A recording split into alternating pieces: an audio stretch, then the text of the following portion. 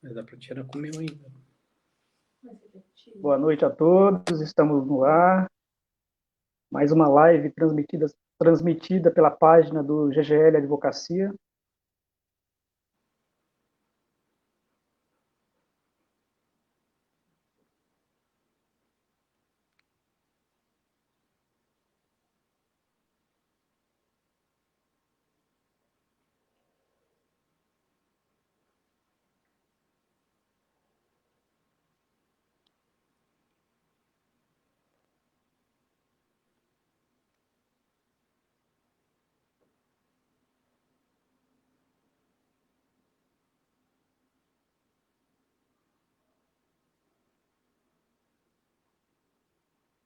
Boa noite ao pessoal que vai chegando.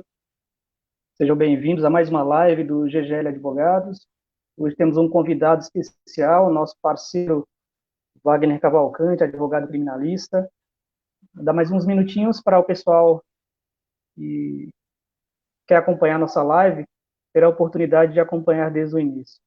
Então, que horas são oficialmente? 19h32, e mais 3 minutinhos daremos início. Tá bem.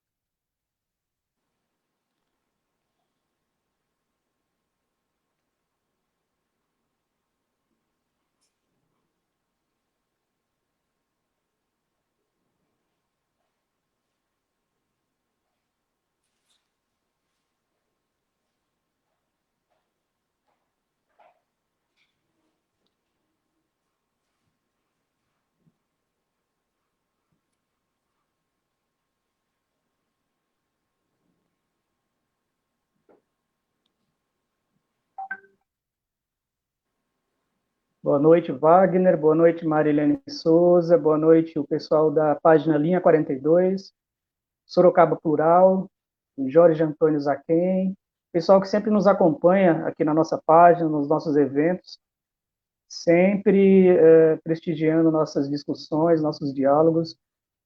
Hoje a gente vai falar sobre um tema de um colega, ou melhor, com um colega que é especialista. Então, nada melhor do que falar com um especialista sobre um tema de grande interesse público. Boa noite, Judite, seja bem-vinda. Boa noite, Valéria Alves, Eliane Borges, pessoal, está chegando para acompanhar nosso encontro aqui. Lembrando que nossos encontros acontecem aqui no Facebook às terças e quintas, às 19h30, dizendo 15 para as 8 horas. Às vezes tem alguma variação de horário, mas geralmente a partir das 19 horas. Mais um minutinho, a gente abre oficialmente o bate-papo de hoje.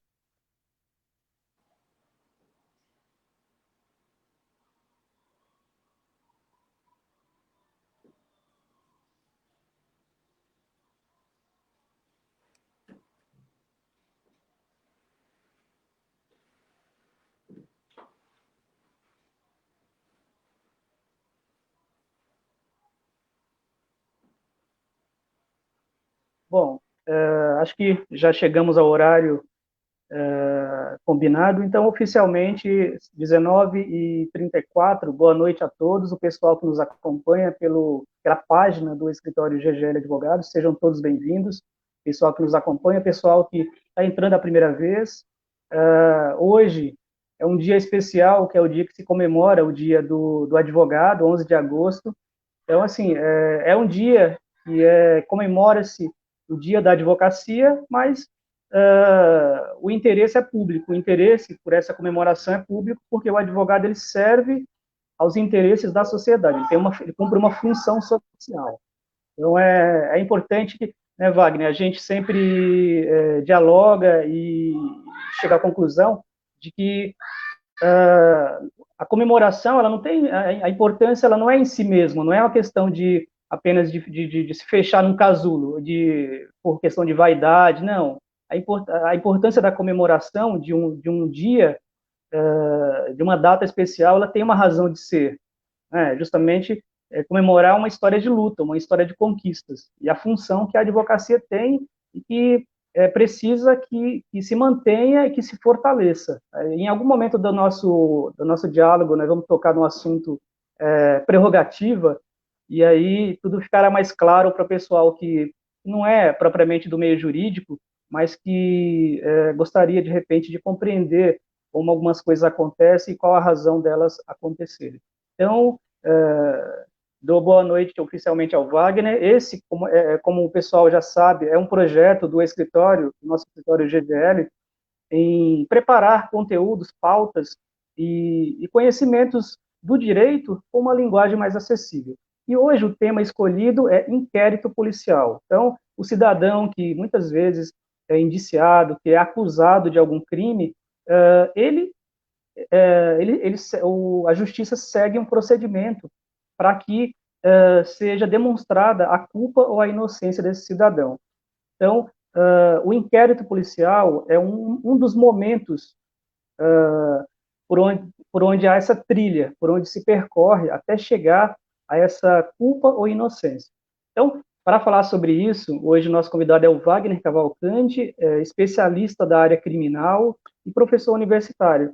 Então, Wagner, boa noite, seja bem-vindo a mais um encontro e te passo a palavra para as suas primeiras considerações. Luiz Evaldo, meu colega e amigo, né? Inicialmente, boa noite. Eu quero agradecer mais uma vez o convite para falar aqui com o público, né, da GGL Advogados e demais convidados.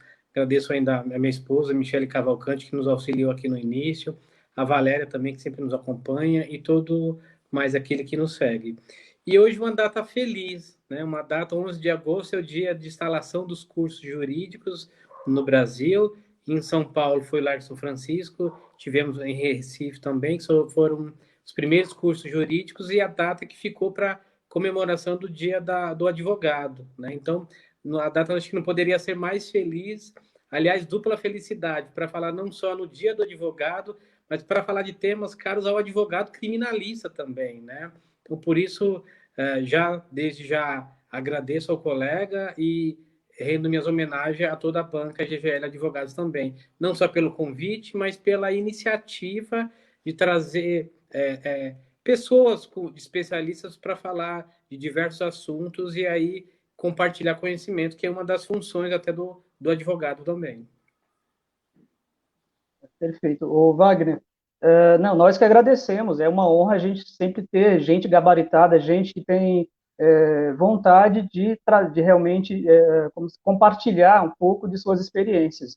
E nada melhor do que alguém que já tem toda uma estrada para trazer para a gente e divulgar experiência para o aprendizado dos estudantes que nos seguem e para esclarecer o público mais leigo, as pessoas, o cidadão que precisa, muitas vezes, do auxílio especializado, do auxílio do profissional. Então, em um senso comum, a gente estava falando antes de começar a live, de como as pessoas enxergam o advogado. E isso é muito relevante até por conta da própria data hoje, do símbolo da data. Então, quem é o advogado? O que é um advogado? Que profissão é essa? O que ele faz? Será que não é perigoso o advogado criminalista atuar nessa área, onde muitos advogados morrem, assassinados e não sei o quê? E como é lidar com o juiz? Como é lidar com o promotor? É verdade que o advogado criminalista ele é muito mais preparado do que o advogado de outras áreas, ou menos preparado? Enfim, Então, assim, o que que você tem para dizer para o público que tem geralmente essas dúvidas comuns? O que faz um advogado criminalista? Muito bem, né? Antes de falar do advogado criminalista, é importante falar do papel fundamental do advogado, né? Então, o advogado também, a carreira da advocacia também está lá erigida na Constituição Federal. Aliás, né, até trazendo em termos simples, é a única carreira que a Constituição Federal diz, lá no seu artigo 133, que é indispensável à administração da justiça.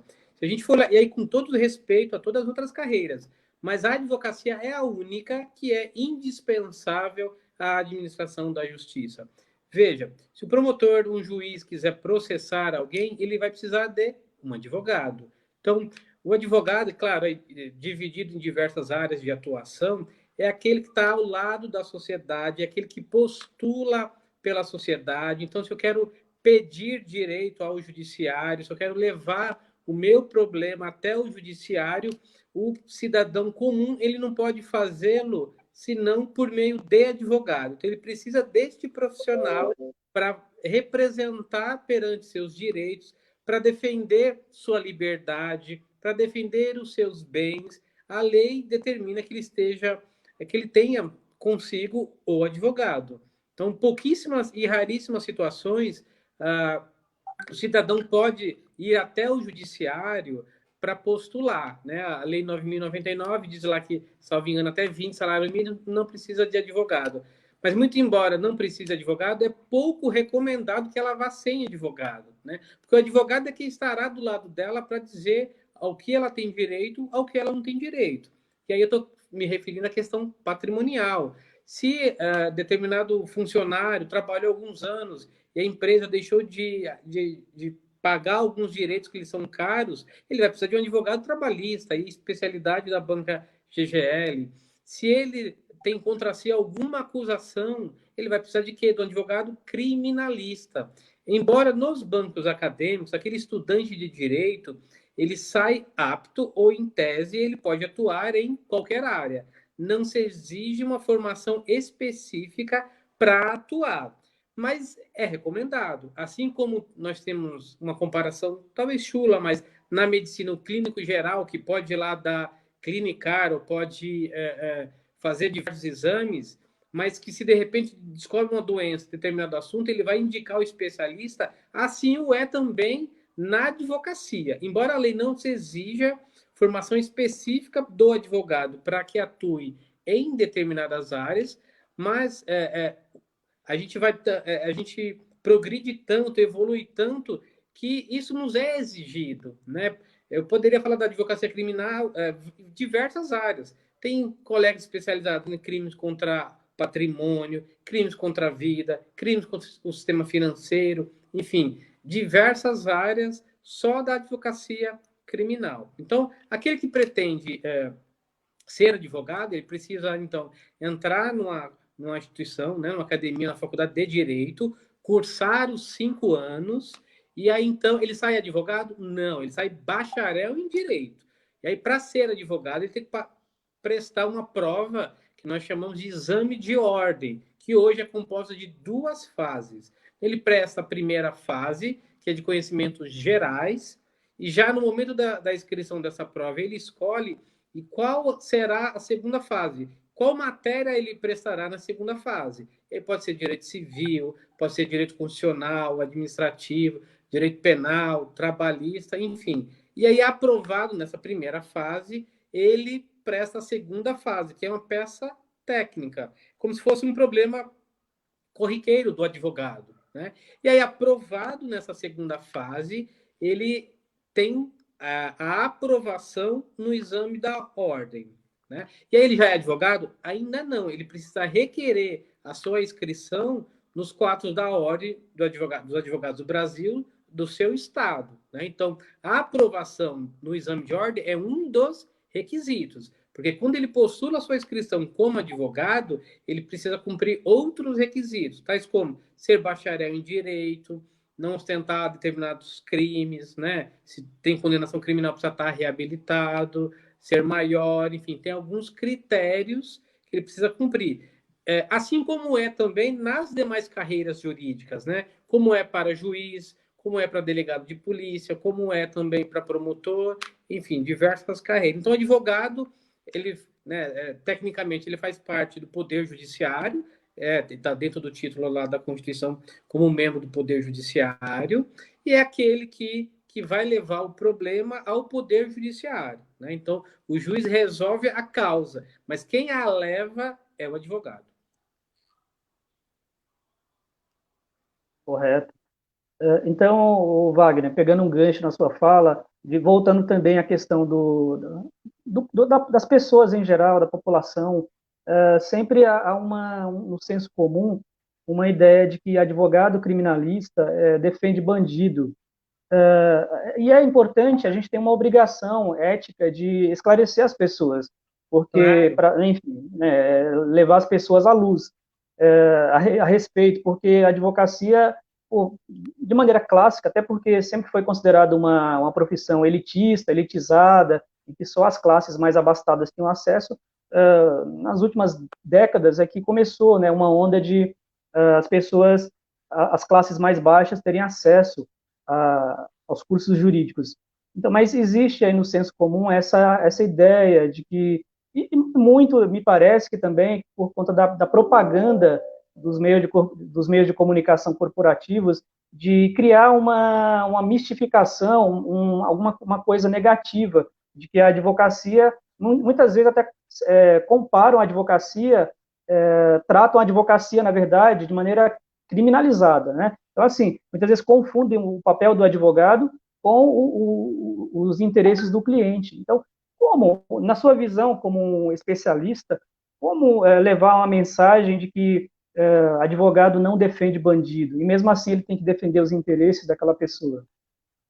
Bem oportuno, Evaldo, sua pergunta, porque assim, primeiro, né, eu quando decidi trabalhar na área criminal, aí você fala, para qualquer um que você fala, infelizmente, olha, sou advogado criminalista, você já vê a pessoa torcendo a boca, né, porque o que se vende, o que se mostra, e às vezes, e aí a mídia tem muita contribuição nisso, é que o advogado, o que se vende que não é correto, mas que o advogado especialmente o advogado criminalista, ele está ao lado do crime, ou ele está defendendo o crime. E isso é uma falácia. Não é verdade isso.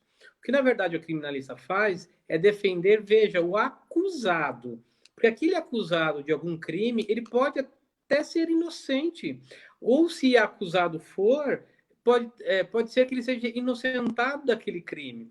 Pode ser que o crime que ele tenha que responder não seja aquele que ele está sendo acusado. Ele pode até confessar e ainda assim vai precisar de um advogado criminalista. Então, nós defendemos a aplicação da lei, a correta aplicação da lei. Porque, veja, ainda que sobrecaia sobre nossos ombros a mácula de defender bandido, de estar ao lado de criminoso, o advogado, diferente do que pregam aí muitos desses canais espetaculosos, o advogado não atua sobre a lacuna da lei. Né?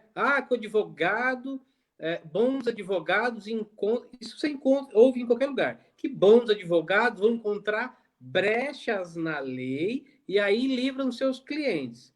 Pois bem, eu digo aqui ao público da GGL Advogados que nos acompanha hoje. O advogado não atua sobre brechas na lei. O advogado atua no exercício da lei. Não fomos nós que inventamos a lei. O que nós fazemos é pedir o cumprimento da lei. E notem, nós pedimos, nós postulamos. Quem dá é o juiz, é o tribunal, é o Supremo Tribunal Federal, é o Superior Tribunal de Justiça.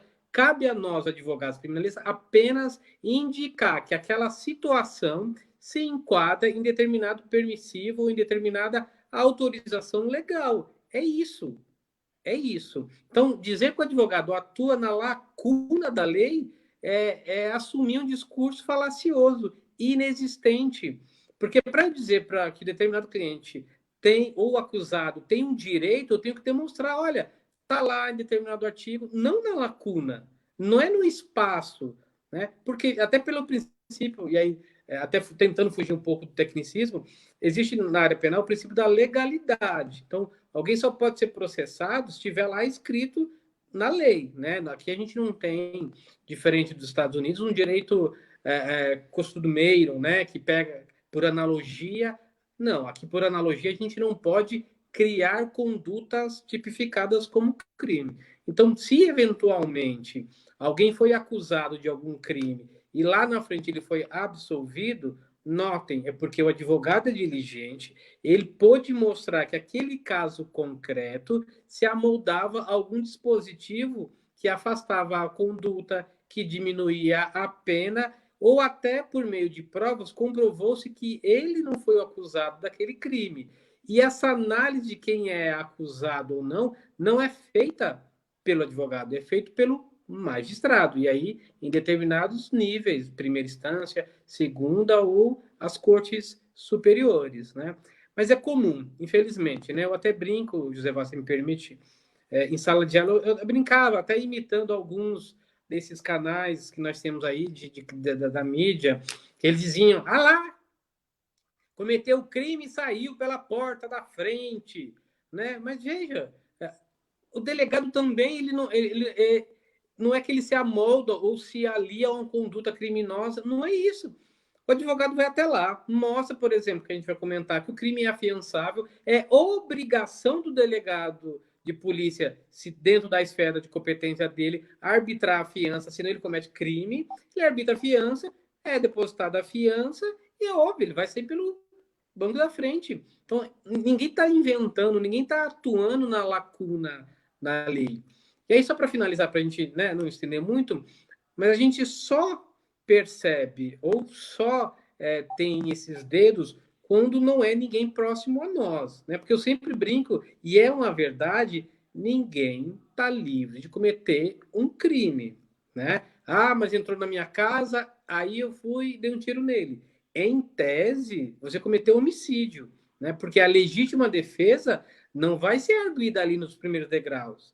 Você vai ter que convencer um jurado, 7 jurados, na verdade, que você agiu em legítima defesa. Vai ter a fase do inquérito, que nós falaremos, vai ter o processo, né? Se o juiz não absolver sumariamente, vai para júri. Você vai ter que comprovar que agiu em legítima defesa. E aí não merece defesa? Não tem que ter um advogado, então, para defendê-lo? Quem é que vai estar do lado dele? O advogado criminalista. Até porque o direito de um é o direito de todos, né? Se abrir uma exceção hoje para um acusado que se entende como culpado, amanhã a pessoa que é, entre aspas, inocente também poderá ter o mesmo tratamento, ou seja, na verdade, as sociedades avançaram buscando o caminho da racionalidade, né? Criaram pactos sociais para fugirem das trevas. Então, não faz sentido, né, usar a lei como destruir a lei, destruir esse mínimo civilizatório que se conquistou até hoje, em razão de concepções, né, digamos assim, populistas, no sentido de que temos que atender o interesse da população. Tem que entender entender o interesse e o direito da população, sim, mas é justamente no sentido defensivo, de proteger a todos com a lei, né? E aplicá-la de maneira justa e correta, de maneira igualitária para todos. O que, infelizmente, num país como o Brasil, que é muito desigual, não acontece, né? A lei realmente ela não é aplicada da mesma maneira como deveria. Antes de passar para outra pergunta, Wagner, quero aproveitar para cumprimentar o pessoal que chegou depois, como eu costumo fazer. Então, o Valteir, a Ana Ribeiro, o Júlio Mourão, a Rose Rosa, que me parece que é sua aluna, que ela está te cumprimentando, o Antônio Elias, o Eric Ribeiro, o Wagner, o Eduardo Gueiros, e todos os demais, que eu não mencionei, boa noite, sejam bem-vindos. O tema de hoje é inquérito policial. Temos aqui o convidado, o Dr. Wagner Cavalcante, que é um amigo nosso e parceiro do GGL. E, enfim, a pergunta que eu quero fazer, Wagner, é o seguinte: antes da gente entrar propriamente nos aspectos do inquérito policial, que é o tema do nosso encontro, eu queria que você explicasse para o pessoal que nos segue qual é o caminho que deve ser percorrido desde que uma pessoa é acusada de alguma coisa. Ou seja, ela ficou sabendo, recebeu uma comunicação de que cometeu um crime. O que vai acontecer? Qual é o primeiro passo e qual é o último passo? Muito bem, né? De forma simples, não técnica, eu vou tentar explicar mais ou menos.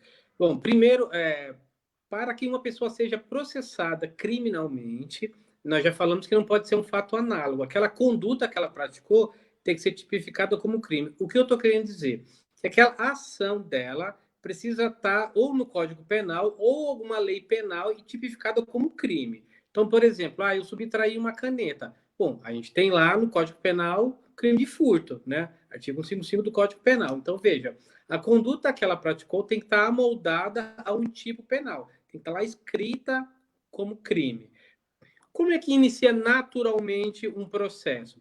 Na grande maioria das vezes, né, se dá por uma prisão em flagrante, né, que é quando o cidadão ele é pego no ato ou logo após, ou com instrumentos do crime, logo após cometer o crime. Então, ele é conduzido até um distrito policial, e aí, dependendo, né, pode ser da esfera estadual ou federal, vai depender de qual bem jurídico protegido, enfim. Se o órgão lesado, por exemplo, for ligado a algum bem federal, essas providências se dão na Polícia Federal. Se, por outro lado, como é quase a regra, quase mais de 90% dos casos,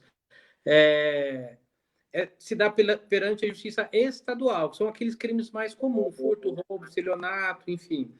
Muito bem. Então, se dá através da prisão em flagrante, a pessoa é conduzida, né, aí, até o distrito policial. Se o delegado de polícia vai verificar se preenche os requisitos da prisão em flagrante, qual seja, primeiro, se a conduta que ele praticou é crime. Segundo, se tem prova que aquele crime praticado foi ele o autor do crime.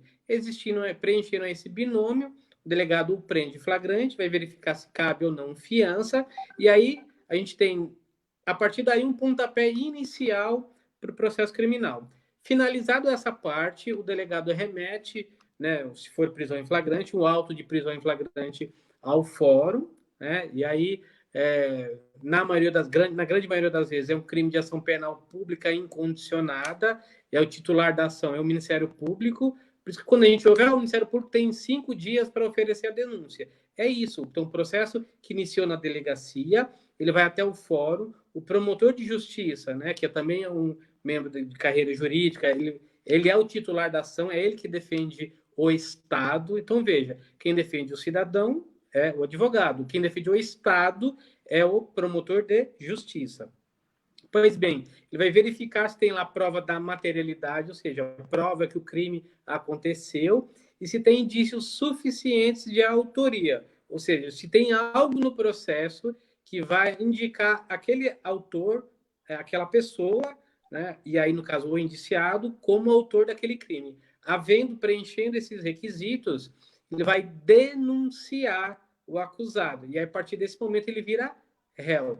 Denunciado, acusado, o juiz vai caber ao juiz se vai receber essa denúncia ou não. Então, o delegado, o juiz de direito, ele vai verificar se a denúncia está ok, se não foi caso, né, se antes disso não foi caso de flagrante forjado, enfim.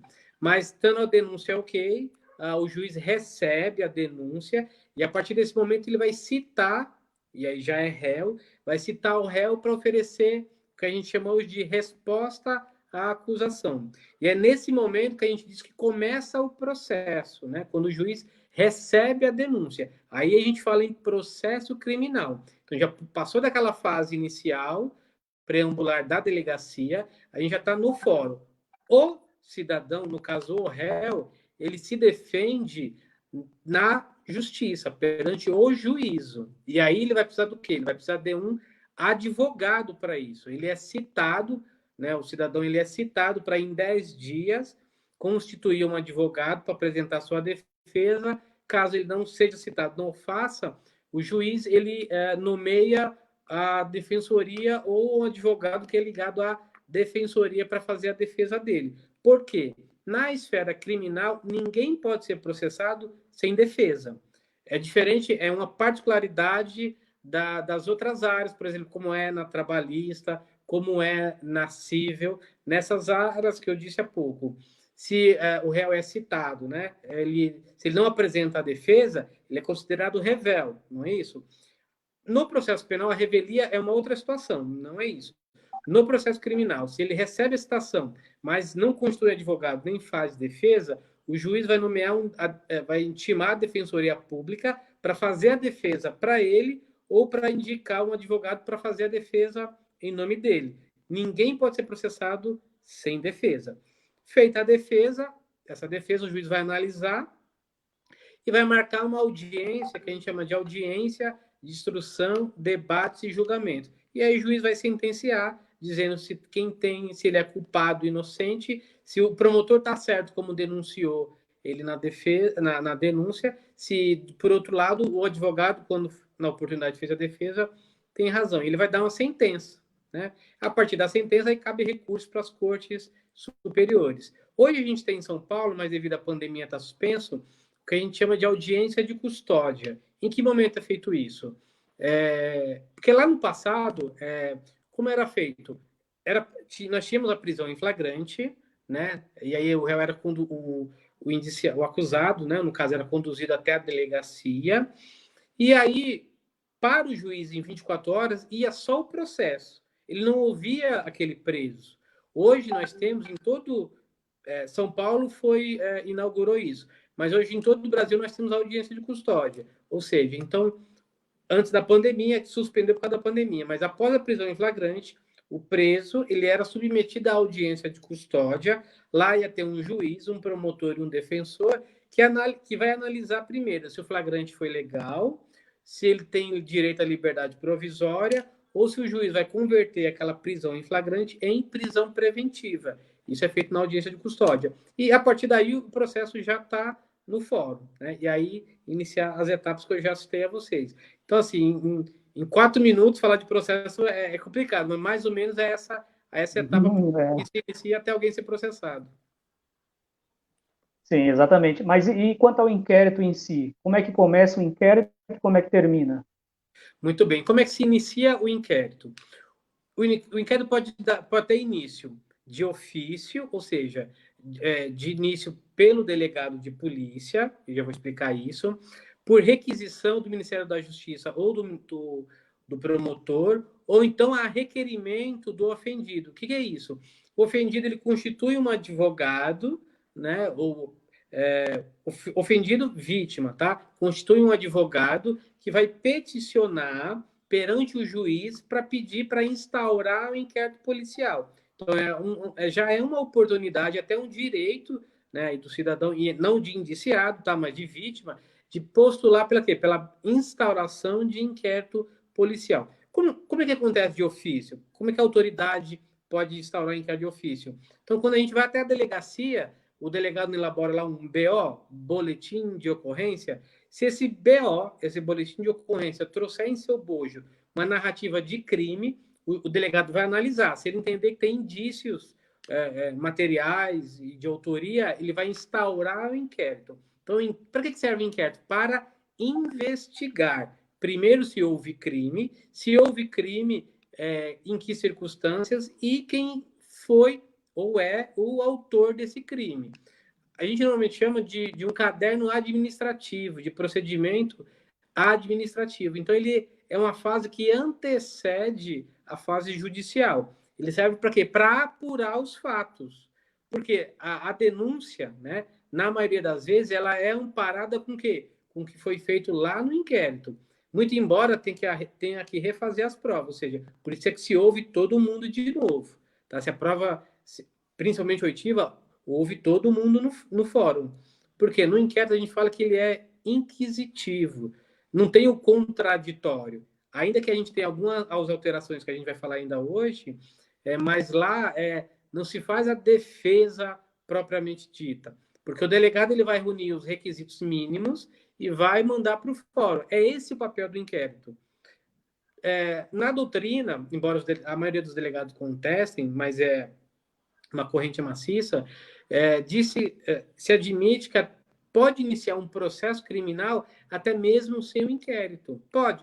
Pode, não tem problema. Às vezes um processo criminal inicia como? Com a CPI, por exemplo, porque a CPI tem poder de investigar, né? Assim como tem o inquérito. Então, de forma geral, o inquérito ele é presidido pelo delegado de polícia, né? Pela que o código chama de autoridade policial ou polícia judiciária, que preside o inquérito, que na maioria das vezes tem um condão ou tem um condão de apurar se houve crime, qual crime houve, quais circunstâncias, quem foi ou quem foram os autores daquele crime.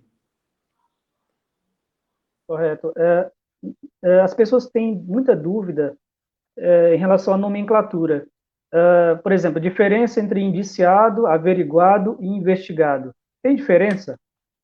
Tem, tecnicamente tem diferença. Então, veja, eu sempre até, quando a gente vai falar para advogados já, normalmente quem é intimado para ir até uma delegacia, a intimação não vai explicando o motivo da intimação, por questões óbvias, né? Então, normalmente, quem vai na intimação vai identificando lá qual distrito policial é, quem é o escrivão responsável pelo inquérito, o número de inquérito e vai estar lá marcando o dia para prestar esclarecimentos. Eu sempre falo para os advogados iniciantes, com essa intimação, vá você primeiro até a delegacia verificar esse inquérito para saber o que pesa sobre o seu cliente, porque às vezes ele pode estar sendo ouvido apenas como averiguado, às vezes ele foi intimado para ser como testemunha, mas muitas vezes ele vai ser indiciado lá. E qual é a diferença? O averiguado e investigado, a autoridade policial que conduz o inquérito, ele te intimou para que você esclareça o que você sabe sobre o assunto. Ele não tem ainda, não está se inclinando ainda para uma acusação formal, tá?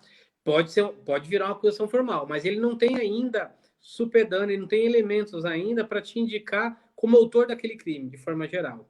E quem é o indiciado? O indiciado é quando o delegado de polícia já fez a avaliação de, primeiro, que o crime aconteceu, a gente chama isso de materialidade, e quando ele indicia, significa dizer que há convicção dele, ele tem a convicção de que quem cometeu aquele crime foi você. O indiciamento tanto é assim que já vai constar como fator desabonador lá no IRGD, por exemplo. Isso não são antecedentes criminais. Antecedentes criminais é quando uma pessoa é condenada e já transitou em julgado, aí gera antecedentes. Mas o indiciamento significa dizer que a autoridade policial que presidiu o inquérito entendeu que tem prova do crime e entendeu ainda que o autor daquele crime tem indícios suficientes que foi determinada pessoa. E essa pessoa nós chamamos de indiciado.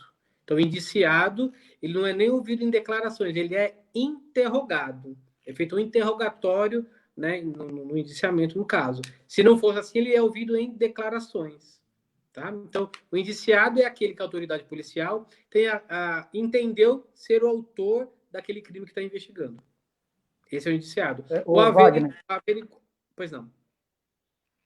Não, eu ia colocar uma outra pergunta, mas você complementa em seguida. É somente para saber onde entra o princípio da presunção de inocência. Sempre. O princípio da presunção de inocência só cede mediante o trânsito em julgado da sentença penal condenatória. Enquanto não cedeu, ou seja, enquanto a sentença não transitou em julgado, tem o princípio, né, que ele é inocente, o princípio da inocência. É justamente esse princípio que existe toda essa celeuma se, segunda instância pode ser preso ou não pode ser preso, porque a Constituição é clara, né, sobre o princípio da inocência. É até o trânsito em julgado da sentença penal transitada em julgado, ou seja, quando não cabe mais recursos. Então, e é essa a discussão, se cabe prisão após julgamento da segunda instância ou não. Né? Aqueles que defendem que não cabe, fala que justamente tecnicamente, ele não é o culpado, porque não transitou em julgado. E do contrário, fala que ele já foi avaliado por um juiz, por um colegiado, enfim. Né? Mas aí seria tema até de uma outra conversa entre nós aqui. Exatamente. Uma outra dúvida muito comum no dia a dia das pessoas é a respeito da questão da fiança. O que que é fiança? Quando ela é cabível para a liberação do indiciado, do preso, e quais os tipos? E outra pergunta em cima dessa, se o próprio delegado pode conceder sem necessidade de provocação pelo advogado. Isso. Tecnicamente, a fiança, ela se presta assim como tem lá no cível, né? Mas eu não vou falar muito tecnicamente porque nosso público não é da área jurídica. É uma garantia, né? Para que serve a fiança? É uma garantia em que, se condenado for, ele pode adimplir com as obrigações, pagar as custas do Estado. Quem determina a fiança? Então, veja, o delegado de polícia, feito a prisão em flagrante, né? O delegado de polícia, se a pena do crime é até 4 anos, o delegado de polícia pode, na verdade, pode não, ele deve arbitrar a fiança. Então, veja, se a pena é até 4 anos, o delegado pode, melhor, deve arbitrar a fiança, sob pena até de incorrer, se não arbitrar, em crime de abuso de autoridade. Então, quando. E o valor? O valor depende. A lei coloca de 1 a 100, até 1.000, pode chegar a 100 vezes isso. Vai depender do crime e vai depender também do poderio econômico do acusado, do preso. Porque eu não posso simplesmente, para alguém que cometeu um crime de trânsito, né, que a gente vai falar que é afiançável, com a Porsche, eu não posso dar uma fiança dele de um salário mínimo. E uma mesma pessoa que, de repente, por não ter carro, atropelou com uma bicicleta, determinar lá 1.000 salários mínimos. Então, cabe ao delegado de polícia avaliar o poderio econômico para arbitrar a fiança, sempre podendo ser revista pelo Poder Judiciário. Mas então o delegado pode arbitrar a fiança quando o crime é até 4 anos ou se não é crime hediondo, tá? Então, existem alguns crimes que não são afiançáveis, racismo, crime hediondo, esses não cabem em fiança. Mas, de forma geral, se até 4 anos, o delegado de polícia, ele deve arbitrar fiança. Tem aqueles crimes também que a gente chama de menor potencial ofensivo, né, que são aqueles da Lei 9.099. Esses também, o delegado nem faz inquérito, ele faz um TC, é um termo circunstanciado. E aí é só o acusado assinar lá, falando que se compromete a comparecer no fórum, que nesse não tem nem fiança, tá? Correto. Tem uma outra questão que estava aqui fácil para te perguntar, que ia colar nessa, pegar o gancho. Lembrei. Nos casos dos chamados crimes inafiançáveis. Bom, não cabe fiança, mas isso significa que a pessoa presa pode ter liberdade provisória? Pode, veja. A fiança é uma possibilidade do preso ter a sua liberdade provisória, responder o processo em liberdade. É uma das possibilidades. Mas existem várias formas. Se a pessoa estiver doente, né, por exemplo, o juiz pode conceder a prisão domiciliar. Se preencher os requisitos se não oferece risco, por exemplo, tá? Então, a lei dispõe de vários possibilidades para responder o processo de liberdade. Mas aí esse pleito tem que ser levado até o juiz. Para o delegado, é até 4 salários, até 4 salários. Mais que isso, ou determinar outras hipóteses, você vai postular e demonstrar para o juiz de direito. A lei só faculta, está lá no artigo 322 do Código de Processo Penal. O delegado pode arbitrar fiança no crime até 4 anos. Mais que isso, só o juiz de direito.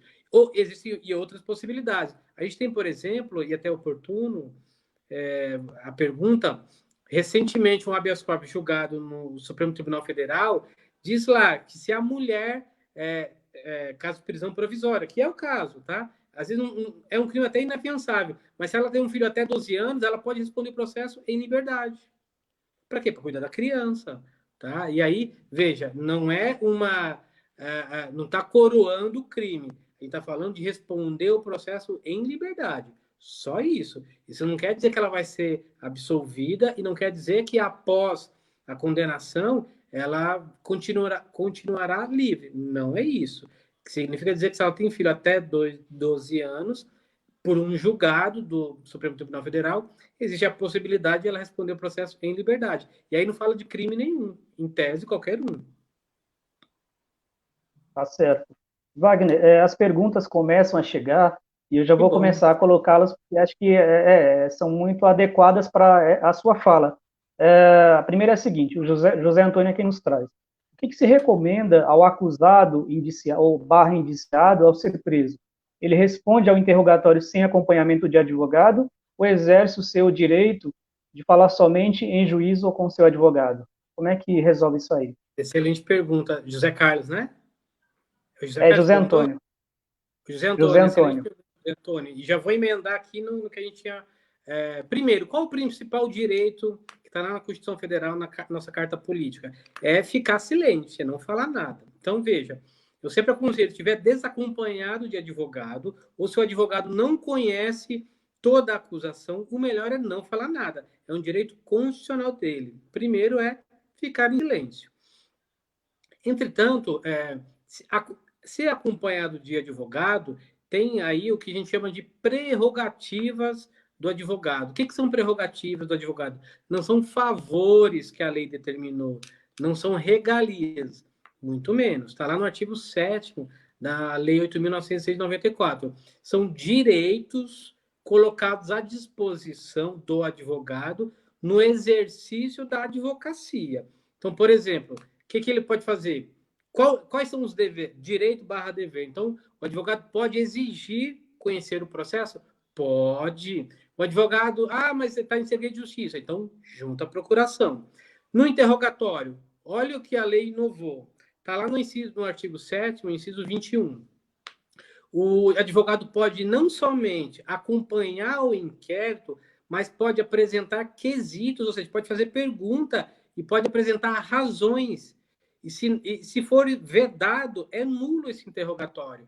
Pode até anular os atos posteriores a isso. Isso é uma inovação da lei também, né? Foi acrescentado pela Lei 13.245 de 2016. Então, apesar do inquérito ser inquisitivo, significa dizer que não tem contraditório ainda, mas o advogado pode e deve participar do inquérito, fazendo pergunta e até fazendo, arrazoando, tá? Então, pode sim.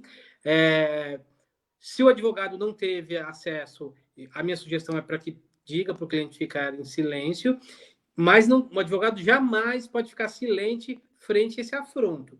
Que não ser concedido isso é violar prerrogativas. E hoje já criminalizou. Violação a prerrogativas hoje é crime. Comete crime de abuso de autoridade policial que viola a prerrogativa do advogado. Então, como é que você faz? Ele pode iniciar, por exemplo, chamando as prerrogativas. Tá? Quem é advogado ou estagiário, a OAB tem um telefone que durante a semana, durante o dia é um telefone fixo, mas nas madrugadas alguém tem sempre um colega da prerrogativas que atende.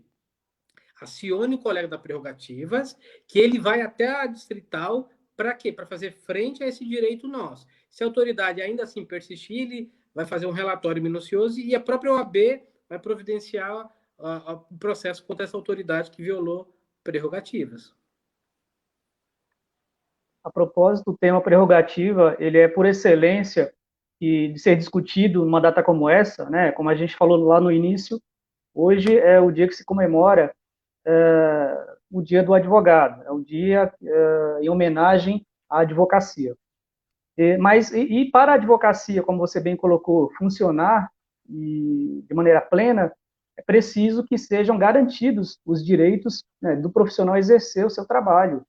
E aí são importantes os chamados direitos de prerrogativa justamente para impedir abuso, violações de juízes, de promotores, de delegados e de outras autoridades quando do exercício da nossa profissão. Aí a pergunta é, o que você achou, o que você pensa dessa lei de abuso de autoridade que entrou em vigência e que traz essa previsão aí de contra direitos, ou melhor, a favor da proteção das prerrogativas? Veio em bom tempo, foi um projeto de lei que ficou anos nas casas legislativas, porque normalmente a autoridade ela não quer, ela não queria ser responsabilizada, não é interessante para eles serem responsabilizados por violar as prerrogativas. Né? Então, primeiro, que são as prerrogativas? Como eu disse, são direitos colocados à disposição do advogado. Tem uma lei, tá? Como eu disse a vocês, 8.906 de 94. Para a gente fazer a nossa defesa. Então, veja, pedir para ver um processo, atuar, pedir para falar, isso não é favor, isso é indispensável para fazer a defesa. E lá no passado, quando isso era violado, o que acontecia? Muitas vezes a própria OAB fazia reclamações, né, nas corredorias, mas isso não tinha muito peso, né? Poderia talvez a OAB negar a inscrição dele, mas enfim. Hoje, violar essa prerrogativa, a autoridade não vai ser presa. Não porque a pena é curta, mas a minha maior conquista, ou a maior conquista desse dispositivo, não é a prisão dessa autoridade, porque essa autoridade vai ser processada criminalmente, e sabe o que ela vai precisar? De um advogado para fazer a defesa dela. Isso é fantástico isso, né? Foi, acho que, um dos melhores ganhos, mais ainda, né? Para amparar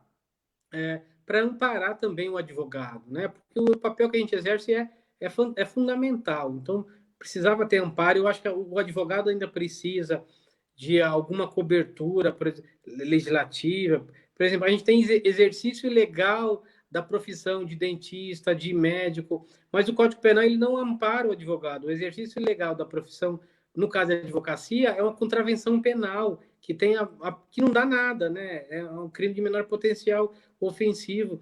E quando aquele que se habilita, que diz ser advogado, não é, pode prejudicar muitos direitos, né? Não é incomum isso. A gente encontra não só na advocacia criminal, até mesmo na advocacia trabalhista, a gente que faz cálculos sem ser advogado, que fala que é advogado previdenciarista, mas quando não é, imagina quanto ele não lesa, né? Então, eu acho que foi um avanço, feliz com o resultado, mas eu acho que existe muito, nós temos que avançar muito ainda.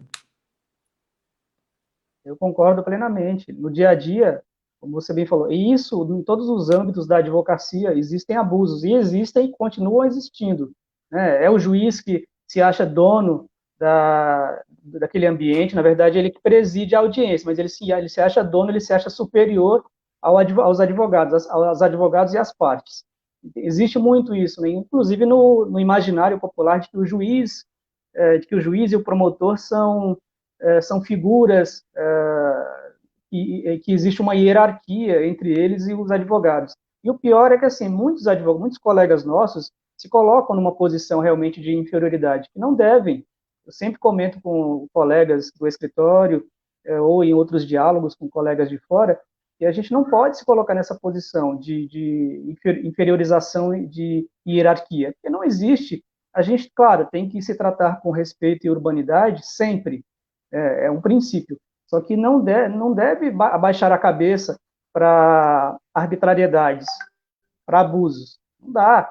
Porque se você começa a se colocar como de maneira frágil, no seu momento de se colocar, de defender os interesses do seu cliente, há profissionais, há juízes, há promotores, há delegados, enfim, todos os âmbitos, há autoridades que se sentem no direito de abusar, né? E isso é muito sério, e esse ponto é muito sério, e a gente precisa falar, custe o que custar, doa quem doer.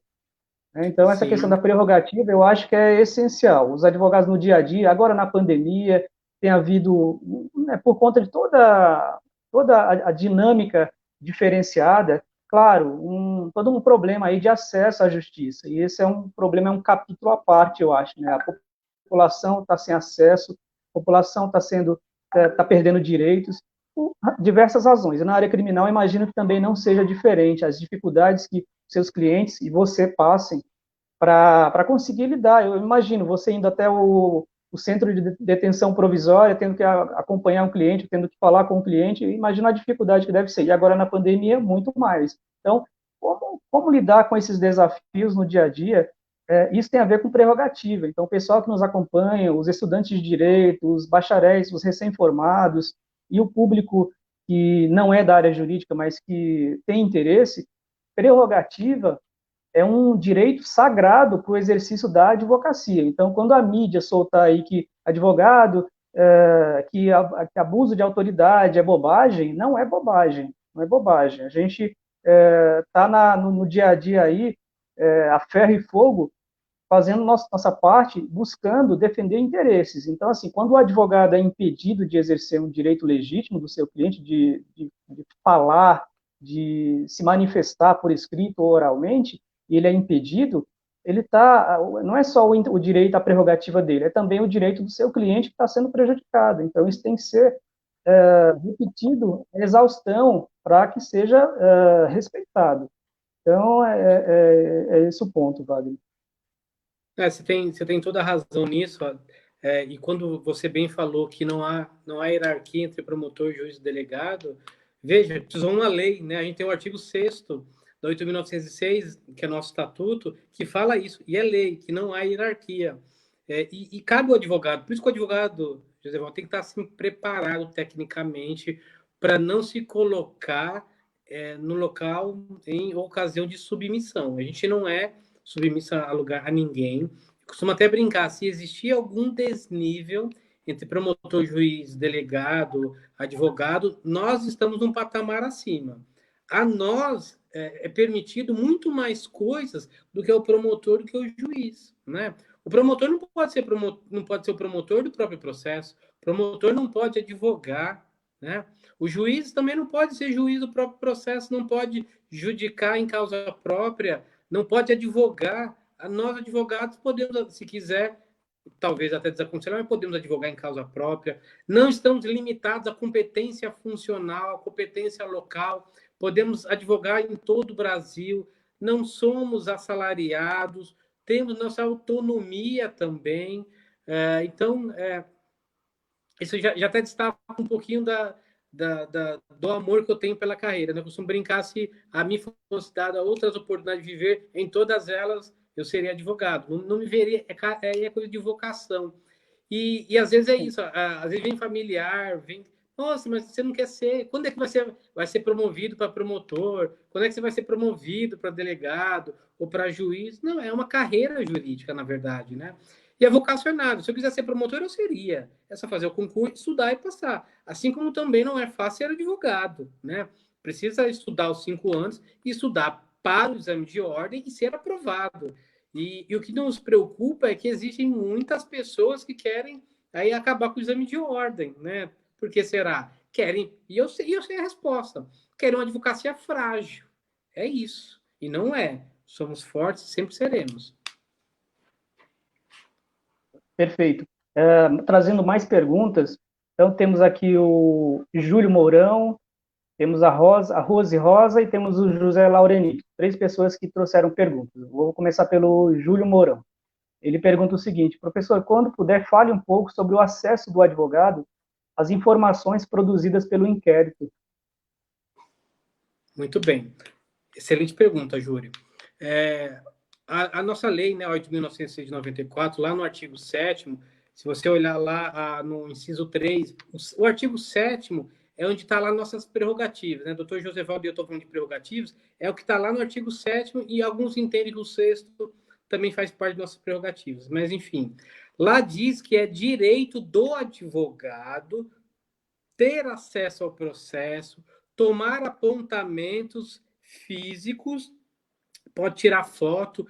Veja quão importante é isso. Tem súmula. A gente tem uma súmula vinculante, né? A súmula vinculante é do STF, a súmula vinculante número 11 fala exatamente isso, que a gente é direito do advogado. E veja, se em algum momento isso for negado, você pode acionar as prerrogativas, pode impetrar, se quiser, mandado de segurança e pode acionar o juiz, falar, olha, e é comum, né? Eu já tive casos que eu tive que fazer isso. Por exemplo, tem alguns crimes, alguns acusados em que a tramitação se dá na Polícia Federal, que às vezes, e o processo não. Até quando era físico, eles já digitalizavam, por quê? Às vezes tem 30 réus. E aí não dá para deixar o advogado ir lá toda vez tirar foto, né? Porque às vezes é um processo que tem 20, 30 mil folhas. Então, como é que normalmente o advogado tem acesso? Ele faz uma petição, juntando procuração, e aí é razoável, porque está em segredo de justiça, e você deixa um pendrive lá e eles te dão cópia do processo. É razoável, não entendo que tenha violação às prerrogativas. Mas num processo pequeno, por exemplo, como o que acontece na Justiça Estadual, se ele for vedada a manusear esse inquérito, está violando a prerrogativa. Diga ao escrivão, por exemplo, se for, olha, sou estagiário ou sou advogado, se o caso, quero tomar conhecimento de determinado inquérito. Ele fala, pois não, qual que é o número? Você vai lá e pode fazer apontamentos. Ele pode certificar que você tomou conhecimento? Pode, não tem problema nenhum. Ele vai fazer a certidão que você tomou apontamento, mas é direito do seu cliente aí com nossa prerrogativa que o advogado tem acesso. Se não for garantido, pode chamar a prerrogativa da OAB, se o colega provavelmente vai te assistir, tá? Mas você pode impetrar mandado de segurança ainda contra a autoridade policial e veja, é uma violação da prerrogativa e essa autoridade pode ser responsabilizada, inclusive, criminalmente. Hoje eu vejo menos isso, tá? Então, às vezes, eu já tive que poucas vezes comunicar ao juiz que meu cliente ia deixar de ser ouvido porque eu não tive acesso ao processo. Rapidamente, os juízes despachavam garantindo acesso. Porque, na verdade, não deveria nem pedir, é direito, não é favor. Tá. A Rose Rosa traz a seguinte pergunta. O indiciado pode ser preso no momento que se apresentar ao delegado? Veja, a gente tem um dispositivo no Código de Processo Penal, salvo engano, 303, ele fala que aquele que se apresenta espontaneamente não pode ser preso em flagrante, tá? É lei, tá lá. Mas veja, ele tem que se apresentar espontaneamente. É diferente, por exemplo, de quem pratica uma conduta tipificada como crime, é preso e aí conduzido à delegacia de polícia. Esse sim vai ser feito o auto de prisão em flagrante. A gente vai verificar se a hipótese legal do delegado arbitrar a fiança, não sendo, ele vai ficar a critério do judiciário. Então, quem se apresenta voluntariamente, o Código de Processo Penal dispõe que não pode ser preso em flagrante. Até porque, assim, ele está contribuindo, ele está indo até o distrito policial. Aí, como saber as hipóteses flagrantes? Está lá no 301 e 302 do Código de Processo Penal. Quais sejam? Quem acabou de cometer o crime, ou quem foi perseguido, ou quem foi logo após encontrado com os instrumentos do crime, que levam a crer ter sido ele o autor. De forma bem genérica, é isso. E aí, José Valdo, um fato bem importante, né, que a pessoa normalmente fala, você não vai encontrar em lugar nenhum escrito. Eu vou fugir do flagrante 24 horas. Né? Todo mundo ouve essa. Gente, não tem essa previsão de temporal. Não tem tempo. Então vou ficar 48 horas.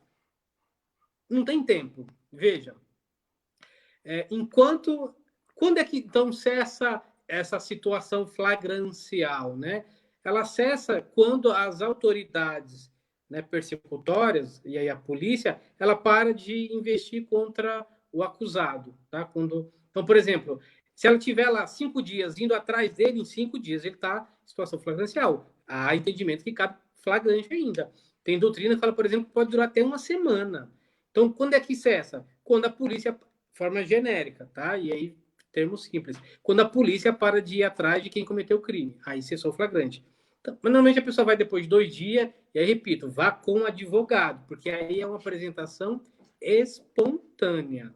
Vá antes, né? Falar, doutor, eu vou apresentar o meu cliente, quero, né, que o senhor me garanta que ele não vai ser preso em flagrante, porque eu estarei trazendo ele até aqui. Agora, se ele tiver mandado de prisão expedido contra ele, aí não é apresentação espontânea, porque ele tem contra si um mandado de prisão e a autoridade policial vai só cumprir. Por isso que eu sempre falo, quando os clientes nos procuram com a intimação, não vá com ele direto, tá? Vá primeiro ver o que se trata, o que é que tem lá, e aí sim, feita essa análise, porque aí você já fala para o seu cliente do que é, por que ele vai ser ouvido, se ele vai ser ouvido, se ele vai ser se existe algum argumento para ele ser indiciado, enfim, você já posiciona o seu cliente, você não vai ser surpreendido. Normalmente costumo brincar, né? Nunca faça uma pergunta que você não saiba a resposta. Na mesma linha dessa sua fala, tem uma outra pergunta aqui. A pessoa que vai depor como averiguada, ela deve ir acompanhada de advogado? Quem fez a pergunta foi? Essa veio do escritório mesmo, foi do próprio GGL. Excelente. José Valdo, eu sempre aconselho a pessoa estar acompanhada de advogado. Primeiro, por quê? A pessoa que vai sozinha, normalmente, ela não sabe do que se trata. Então, veja, o ideal é que ela procure antes um advogado. E como é que acontece na prática? Então, aqueles que querem atuar na área criminal vão identificar isso.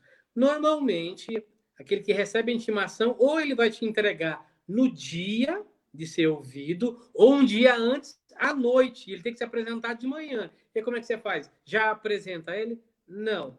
Veja, a intimação que ele recebe tem lá, vai estar identificando quem é o escrivão, qual o número de inquérito, e vai estar lá o horário e, na maioria das vezes, tem um telefone. Então, o que você faz? No outro dia, vai ligar, olha, quero falar com o escrivão tal, eu sou advogado de fulano de tal, só consegui ter acesso à intimação hoje, então quero remarcar a oitiva dele e quero tomar vistas desse inquérito policial.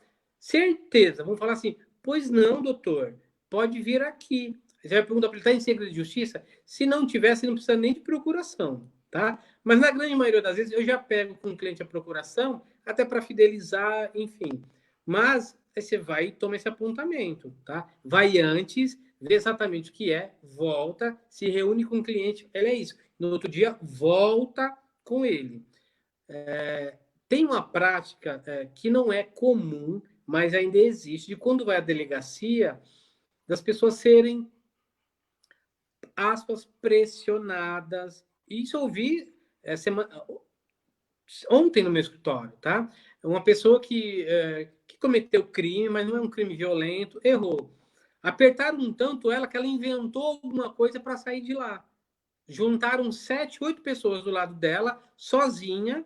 Claro que não exerceram uma agressão física, mas veja, quem nunca pisou na delegacia, se vê sozinha, rodeada com 7, 8 pessoas, acaba até confessando o assassinato de Jesus Cristo, que nem, enfim, né? Só para brincando aqui, mas fica insegura, né? Então, nunca aconselho aí desacompanhar o advogado. E no caso da pessoa que recebeu uma comunicação para comparecer na qualidade de indiciado, averiguado, investigado, mas nada fez, qual é a consequência, geralmente, disso? Então, até para saber se ela nada fez, às vezes ele quer ouvi-la, né? Por que o ideal é o advogado ir antes? Porque quando ele voltar com o seu cliente, com aquele que foi intimado, ou sendo averiguado, ou investigado, ou lá na frente indiciado, se ele tiver algum documento, alguma prova que já demonstra não ter sido ele o autor daquele crime, ele já pode até levar e já juntar. E quem sabe até já a autoridade que conduz o inquérito pode até tirá-lo como eventual autor, tá? E não é difícil. Eu já defendi casos, por exemplo, que a pessoa é intimada porque comprou de boa fé um telefone, né, numa loja, comprou seminou, mas comprou numa loja, e imagina-se que é um telefone que tenha procedência. E quando ela foi intimada, ela ia ser intimada, provavelmente indiciada pelo crime de receptação. Então, veja, como nós nos antecedemos, ela já levou a nota fiscal e falou, olha, eu sou o terceiro de boa fé. Ela não, e aí ele não foi indiciada. A persecução penal, a investigação continua contra quem? Contra a loja e não contra ele. Então, por isso que é importante o advogado ir antes para saber o que é, entendeu? Pode mudar, e pode muitas vezes mudar o que pensa a autoridade que conduz o inquérito. Né? Porque assim, eles vão intimando para ter informações realmente. E o grande elemento deles é a surpresa, né? Pegar a surpresa, enfim. E a ideia é que nosso cliente não seja surpreendido. Até por questão de defesa mesmo. Não é para inventar mentira.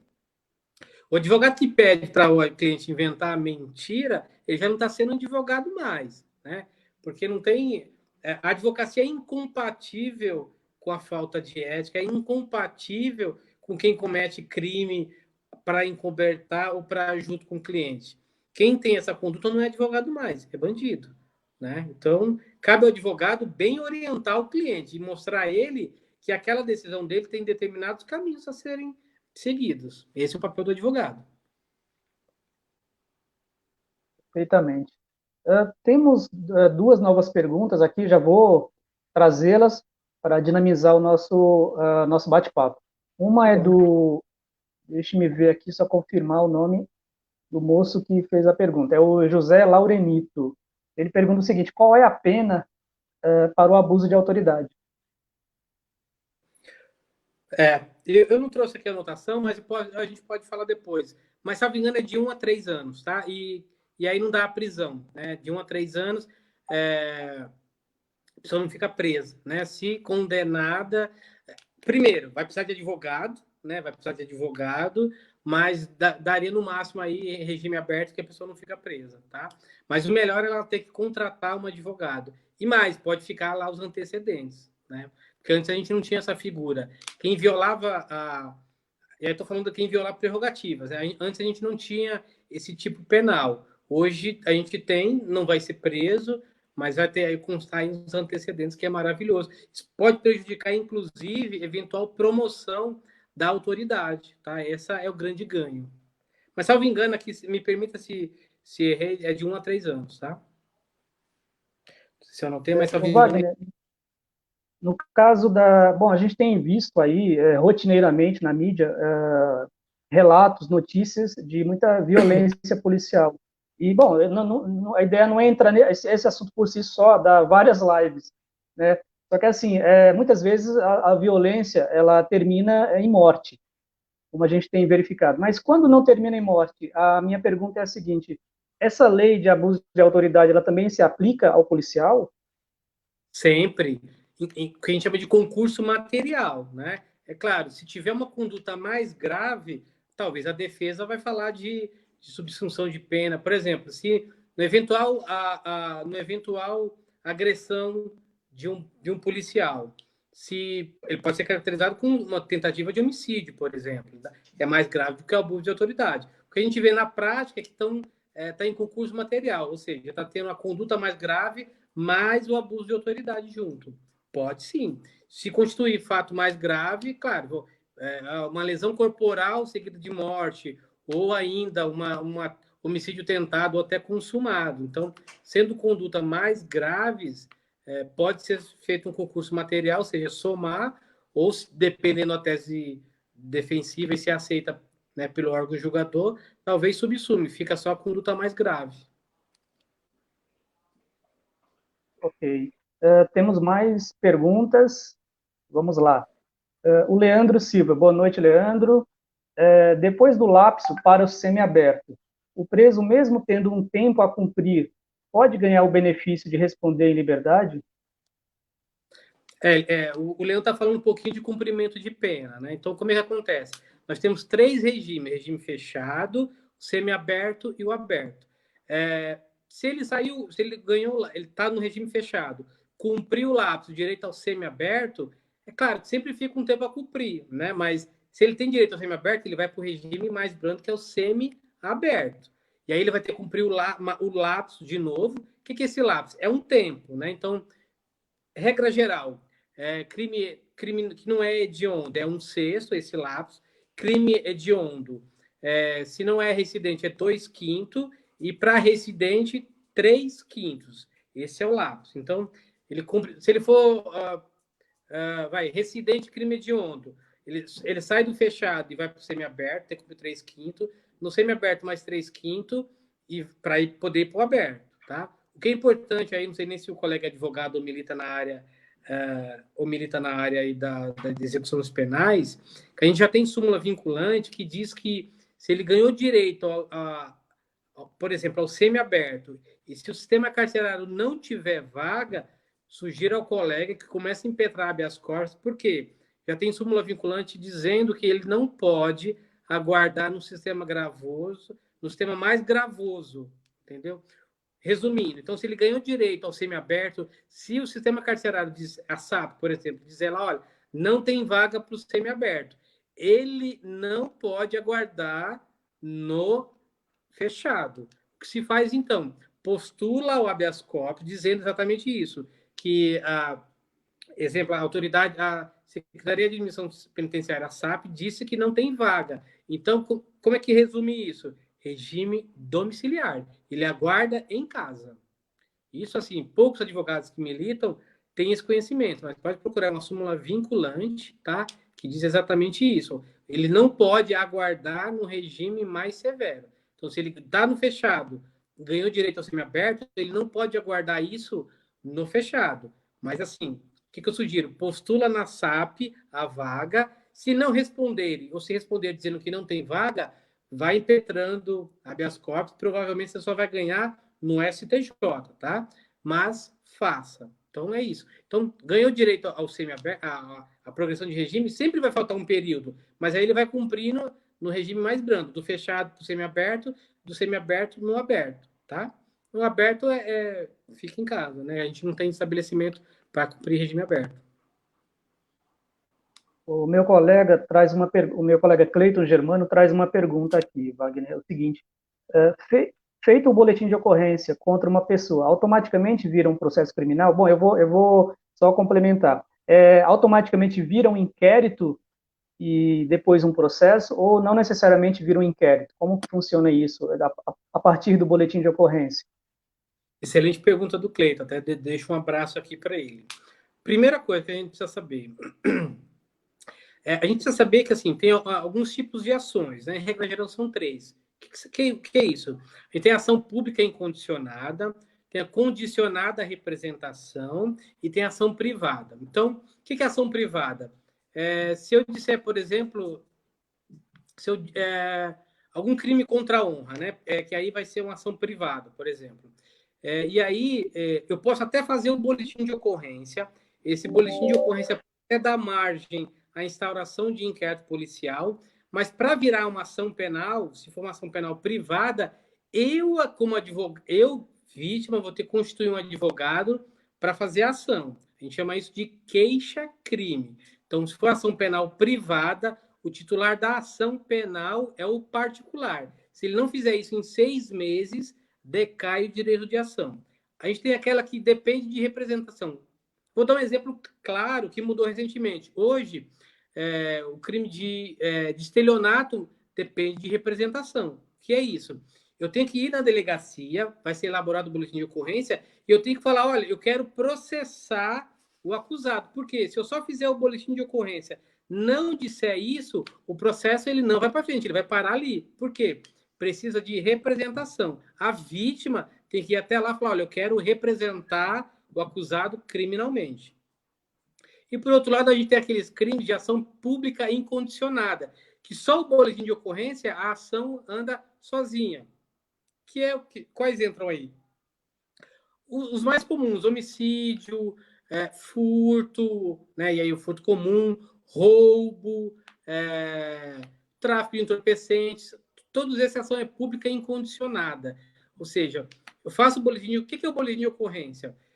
Eu vou relatar o que aconteceu. O delegado ele vai olhar o boletim de ocorrência e ele vai falar, olha, pelo boletim tem uma natureza, esses fatos constituem crime, então se constitui crime, eu vou instaurar o inquérito, aí ele, é aquela hipótese que a gente falou no início, que é de ofício, ele vai instaurar o inquérito, ele vai falar o seguinte, considerando o boletim de ocorrência número tal, tal, tal, verificando que os fatos em tese constituem crime, por portaria, instaura o inquérito policial. Aí ele vai averiguar mais detalhes. E do inquérito policial, ele vai indiciar ou não alguém, mas vai, por fim, relatar e enviar ao fórum. E aí o promotor, que é o titular da ação penal, vai verificar se ele vai denunciar ou não acusado. O promotor, quando recebe, ele pode denunciar, se ele analisa lá o artigo 41 do CPP, se tiver prova que houve crime e indícios suficientes de quem foi o autor, ele denuncia. Se ele achar que precisa investigar mais, ele devolve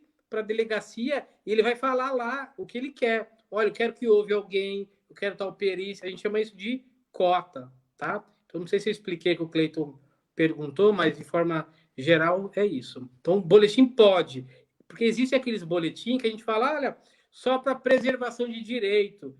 Tem escrivão que nem gosta de fazer. Em tese, ele tem que fazer. Preservação de direito, você não está narrando crime. Então, se não tiver narrativa de crime, vai ficar ali e não vai ter providência nenhuma da autoridade policial. O boletim de ocorrência deve ter no seu bojo uma narrativa de crime.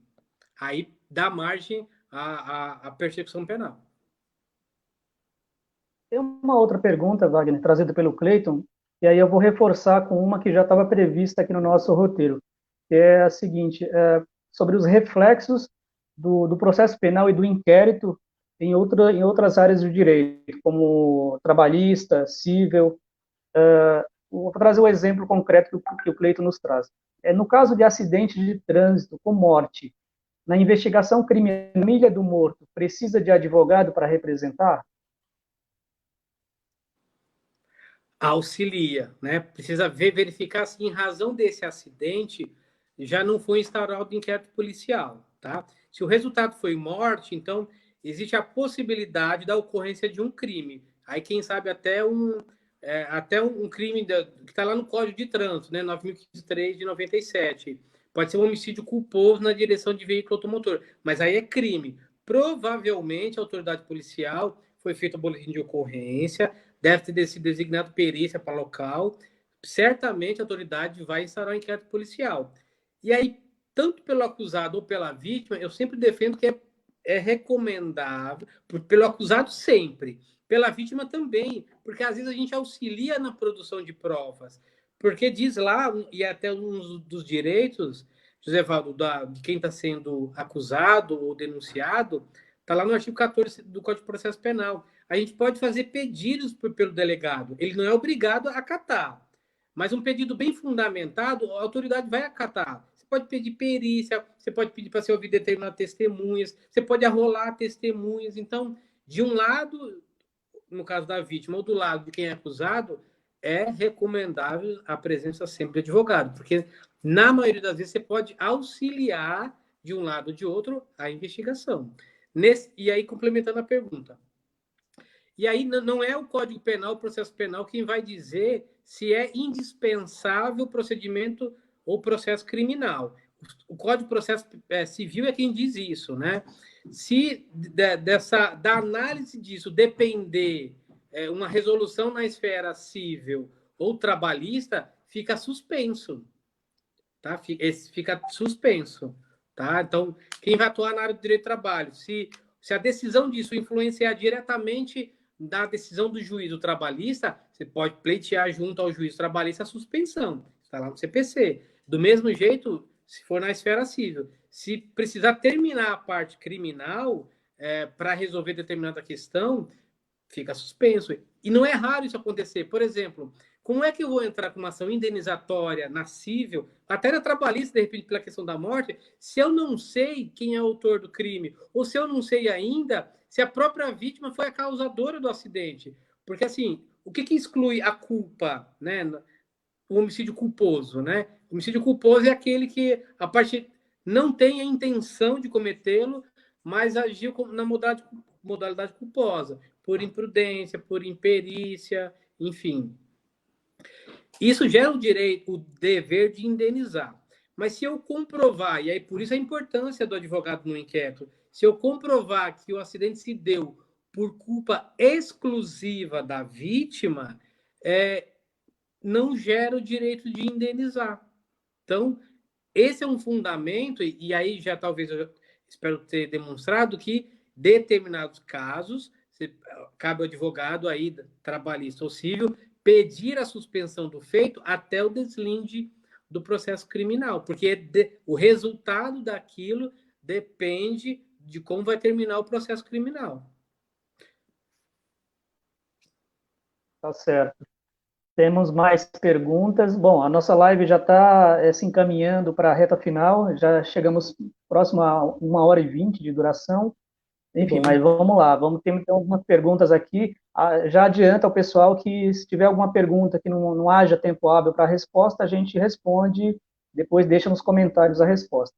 Então, mas as que nós temos até aqui vamos tentar respondê-las. Então, tem o José Laurenito, que ele pergunta o seguinte, é uma pergunta relacionada ao momento da pandemia. Então, é o seguinte, na atual situação do novo normal, do uso da máscara obrigatória em decreto do governo estadual, quem tem problema respiratório, bronquite asmática, e usa máscara de proteção acrílica, não está obedecendo o decreto? Boa pergunta, né? Então, assim, toda vez que a gente vai se opor ao cumprimento de determinado requisito legal, a gente precisa fundamentar. Se há necessidade dessa máscara acrílica, o que eu faria, né? Até para, de repente, você não ser multado, por exemplo, né? Se disserem que essa máscara é insuficiente. Demonstra primeiro, né, a sua anomalia, que você é doente. Demonstre que essa máscara é suficiente para, além desse problema de saúde pré-existente ou que você já tem, é também suficiente para não contaminação, para se proteger da Covid-19. Você demonstrando isso, não tem porquê você ser apenado em razão dessa situação, tá? Como é que a gente demonstra? Você vai precisar de um laudo médico, de um perito, atestando ou garantindo essa situação, tá? Por quê? Para não ser questionado, né? Então, se de repente, porque quem tem aquele jargão, né? Não está escrito em lugar nenhum, mas disse que quem pode o mais, pode o menos. Se essa máscara de acrílico protege mais que a outra, estou dando um exemplo só, tá? Se for garantido que ela protege mais, não tem problema nenhum. Mas eu acho que deve ter algumas situações que pode usar, enfim. Precisa até ver também se quem tem esse problema respiratório pode estar saindo também, que às vezes tem isso, porque tá, salvo engano, está no grupo de risco. Precisa avaliar, sob o ponto de vista aí humano e de saúde, se tem que estar nesse ambiente. Mas se não tem jeito, eu partiria para isso, comprovar a capacidade de proteção dessa máscara, a necessidade do uso dela para ficar livre aí e talvez em defesa em eventual autuação pelo não uso da máscara. Correto. Bom, temos algumas perguntas, eu vou selecionar duas para a gente seguir adiante. Então, a primeira é a Rose, traz uma nova pergunta, também ela traz a pandemia como foco da pergunta. Por conta da pandemia, pode pedir o aberto, o regime aberto antes do lapso, sendo que já está no semiaberto para a segurança do meu cliente? Tá. Rose, importante sua pergunta. Nós tivemos a resolução número 62 do Conselho Nacional de Justiça, que determinou, na verdade, recomendou, né? Que o CNJ recomenda. E tem lá um rol de várias situações em que se recomendava o regime domiciliar ou o afastamento daquele regime. O que a gente tem visto na prática? O Judiciário fechou os olhos a essa resolução. Até quem está contaminado não está conseguindo um regime mais brando ou um regime domiciliar. Tem casos em que eu converso com o colega que o apenado tem HIV, por exemplo. Não tá sendo concedido a ele o regime aberto. Então, veja, a gente tem essa resolução que recomendou, mas diferente do que se prega aí, repito, diferente do que se prega por aí, não, ninguém tem seguido essa recomendação do CNJ. Nem aqueles casos em que o preso contraiu a Covid. Quem está contraindo a Covid está ficando isolado com quem está contaminado também. Então, muito embora a gente tenha essa recomendação, o que eu tenho observado, e veja, eu mesmo tenho passado por isso, eu tenho feito meus habeas corpus chegar até o STJ. Eles têm negado, né? Dizem que a gente não comprovou que o estabelecimento prisional não poderia dar segurança, que a gente não comprovou se realmente ele está passando mal, que a gente não comprovou que se ficar lá vai ser pior para ele. Então, de forma geral, eles não têm autorizado, infelizmente, ainda que tenha atingido. Se atingir o lápis, aí o problema não é a Covid. Se atingir o lápis, você vai brigar pelo tempo, não pela Covid. Mas se o seu fundamento for a Covid, ou que ele pertence, o preso pertence ao grupo de risco, é bem triste, mas o Judiciário, infelizmente, não tem reconhecido, embora tenhamos aí a resolução 62 do CNJ. Não desista, peça, porque enquanto a gente estiver pedindo, para você ter ideia, José Eduardo, como é tão.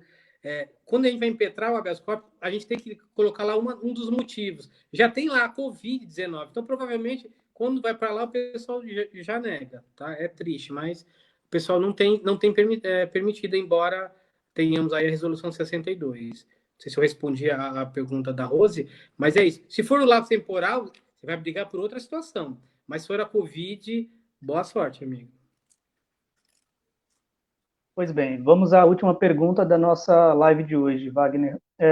O Júlio Mourão César, ele traz uma pergunta que ela tem um caráter que perpassa o âmbito do direito. Então, é uma pergunta que lida com a questão da desigualdade, a questão das injustiças, enfim, ela trata do fenômeno de uma maneira mais ampla. Então, a pergunta é a seguinte: doutor, o Brasil atualmente possui a quarta população carcerária do planeta, dados do Infopem, algo em torno de 700 mil presos. Desse universo, 61,7% são negros ou pardos. O doutor acredita que isso é apenas uma questão de cunho social ou existem elementos na estrutura do processo penal brasileiro que contribuem para esse quadro? Excelente pergunta, viu, Júlio? Eu defendo, veja, eu sempre defendi que o fato crime, ele decorre, claro, de fatores sociais, mas estão intrinsecamente ligados à questão da educação, ou melhor, da falta de educação. Educação básica, a, acompanhamento familiar pelos pais, então, se a gente pensar, quem são os mais pobres? Talvez a gente vai chegar que a gente vai ter uma cota aí, são talvez aí os pretos, os negros, enfim. Então, se a gente, então ele cometeu o crime porque ele é negro, não necessariamente, mas ele faz parte daquela camada social que teve menos oportunidade de estar numa boa escola, de ter um ambiente familiar saudável.